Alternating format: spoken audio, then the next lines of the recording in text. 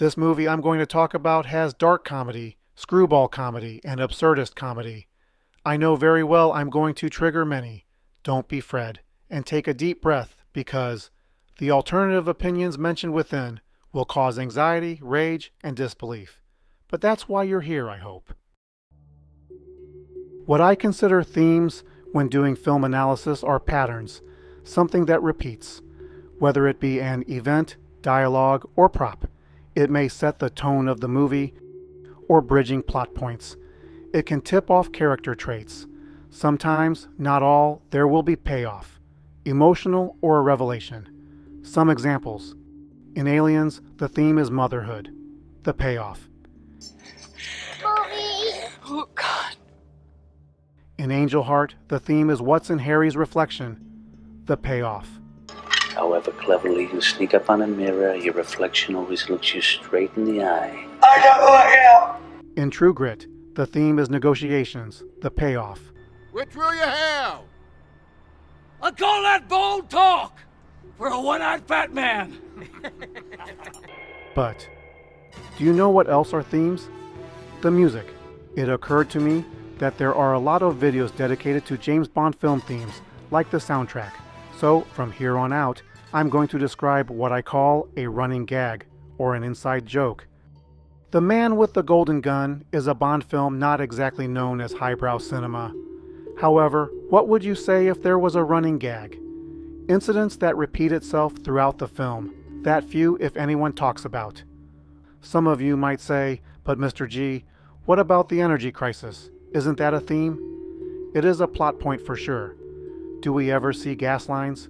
Does anyone complain about inflation? I don't see M or his fellow elites gripe about the cost of a McDonald's value meal. If anything, they were rolling out gas guzzlers for product placement.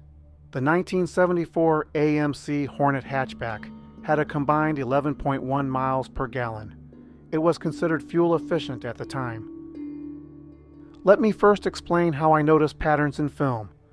First is looking out for a scene that seems odd, out of place, even a little bit absurd.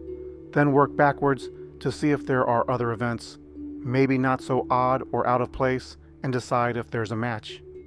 In The Man with the Golden Gun, an absurd scene I would have gone with was J.W. Pepper getting dunked into a dirty river. But that's deserved. So I chose another that's more unlike James Bond. And that is when he pushes a young boy into the water after promising him 20,000 baht. It's funny, humorous, we suppose. It's also a scene Roger Moore didn't really care for, if you believe the internet. So what's the big deal about this moment? It's one example of a deal that fell through, and that's the running gag of The Man with the Golden Gun. Broken promises. Looking for other examples, the film begins with a deal between Rodney and Nick Nack to assassinate Scaramanga. That didn't work out. They even went out of their way to show cash being refunded. There's a deal made up front with Nick Nack that he'll inherit everything upon Scaramanga's death.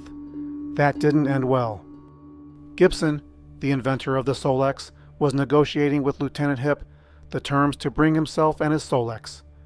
That deal went south. The business partnership between Scaramanga and High Fat had fallen out, putting it nicely.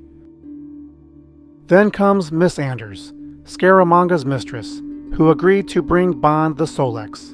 That had mixed results. That leaves us with the biggest promise of the movie, the most important one made. The one between Bond and Mary Goodnight, and I'll explain soon why it ranks so high. There was this long understanding between Bond and Goodnight that the two will make waves, sort of speak. Goodnight spent 2 years in staff intelligence for the chance to reunite with Bond, and, like the other attempts, something always comes up. But unlike the others, Bond and Goodnight closed the deal. This is why it's the biggest promise of the film. It's the one that paid off.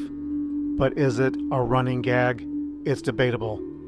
But I do notice that most of the broken promises come with a moment of bathos. That's an awkward moment of ill-timed humor, and it comes at someone's expense.